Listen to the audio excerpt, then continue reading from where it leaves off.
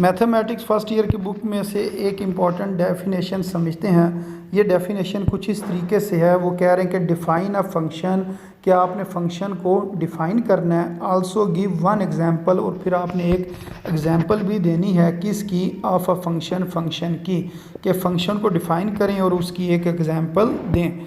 तो इसको आप इस तरीके से डिफ़ाइन करेंगे, आप कहेंगे let A and B two non empty set, के हमारे पास दो नॉन एम्प्टी सेट है। मसलन एक ए है और एक बी है, दो नॉन एम्प्टी सेट हैं। मसलन इसके अंदर कोई ना कोई रकमें लिखी हुई हैं, मसलन इधर 1 लिखा हुआ है, इधर 2 लिखा हुआ है। इसी तरह अगर इधर x लिखा हुआ है, इधर y लिखा हुआ है। ए और बी दो नॉन एम्प्टी सेट हैं। तो अब इसकी आपने ना कंडीशंस बतानी है। फंक्शन बनता है ए से बी की तरफ, तो इस तरह एरो लगा कर ऊपर हम f लिख देते हैं, फिर हम कहेंगे ये फंक्शन है ए से बी की तरफ। अब इसकी जो कंडीशंस हैं वो आप सुन लें कौन कौन सी हैं।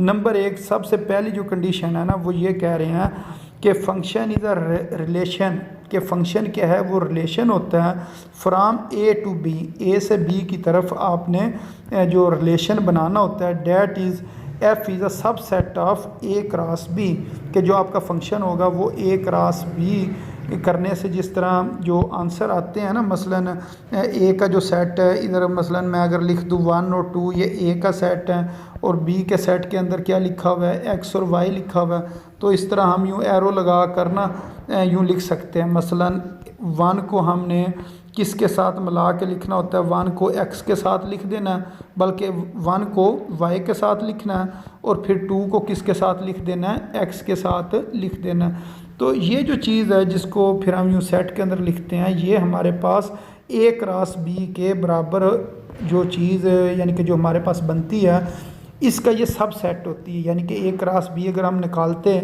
तो वो 4 रकमें बननी थी, कि 1 को पहले x के साथ मल्टीप्लाई करना था, 1 को y के साथ मल्टीप्लाई करना था, 2 को x के साथ मल्टीप्लाई करना था, 2 को y के साथ मल्टीप्लाई करना था। जो हमारे पास 4 इसके आंसर आने थे, उनमें से 2 जो आंसर है ना वो ये वाले हैं। तो इसको वो कह रहे हैं कि सबसे पहली कंडीशन क्या है, कि जो फंक्शन है इज़ अ रिलेशन, ये ऐसा रिलेशन होता है फ्राम ए टू बी, ए से बी की तरफ। डैट इज़, जो कि किसके बराबर है, फंक्शन इज़ अ सबसेट, ये सबसेट होता है किसका, ए क्रॉस बी का। ये पहली कंडीशन है। नंबर 2, ये आपने उसकी डोमेन फाइंड करनी है। तो जो हमारे पास यूँ सेट बना होता है, इसके अंदर ये जो रकमें लिखी होती हैं, 2 रकमें होती हैं। मसलन इधर लिखा हो 1 और y और 2 और x, तो इसकी अगर हमने डोमेन देखनी है तो डोमेन होती है पहली वाली रकमें, 1 और 2 इसकी डोमेन है। तो 1 और 2 हमारे पास सेट ए के बराबर था, तो आपने ये कहना कि जो डोमेन है वो किसके बराबर होती है जी, सेट ए के बराबर होती है। ये दूसरी कंडीशन हो गई। तीसरी कंडीशन ये होती है कि जो सेट ए है उसमें से जो पेयरिंग बननी होती है ना, और यानी कि जो पहला एलिमेंट होता है, जो पेयर से जो हम बनाते हैं, उनका जो पहले एलिमेंट होता है उसके अंदर रेपिटिशन नहीं होनी चाहिए। तो इधर फर्स्ट एलिमेंट, जो फर्स्ट एलिमेंट है ऑफ नो टू पेयर, इसके अंदर ये जो लफ्ज़ लिखा हुआ है नो का मतलब ये है कि जो आपके पास है इस तरह ये बन रहे थे, 1 और y बन रहा था और इधर 2 और x बन रहा था। तो ये जो पहला पेयर है, ये पेयर के अंदर जो पहला एलिमेंट है, इसी तरह ये जो पेयर है इसके अंदर पहला एलिमेंट है, ये इक्वल नहीं होना चाहिए। मसलन अगर इधर 1 लिखा है तो इधर दोबारा 1 नहीं आना चाहिए, इधर 1 के बजाय कुछ और हो, 2 हो। तो अगर 2 जगह पर सेम चीज़ आ जाए तो वो भी फंक्शन नहीं होती। यानी कि डोमेन के अंदर रेपिटिशन नहीं होनी चाहिए।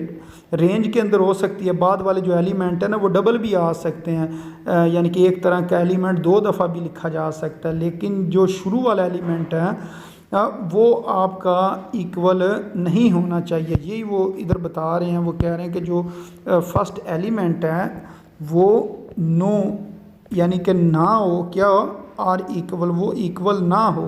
तो फिर हम कहेंगे कि ये हमारे पास फंक्शन होता है ए से बी की तरफ, यानी कि ये ए से बी की तरफ, ये तब फंक्शन होगा अगर ये ऊपर वाली सारी कंडीशनें सेटिस्फाई होंगी।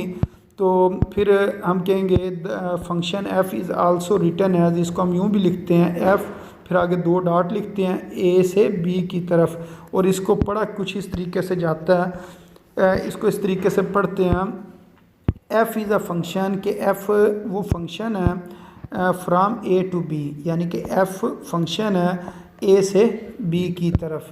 तो ये इसकी डेफिनेशन थी। तो उम्मीद है आपको इसकी समझ आ गई होगी।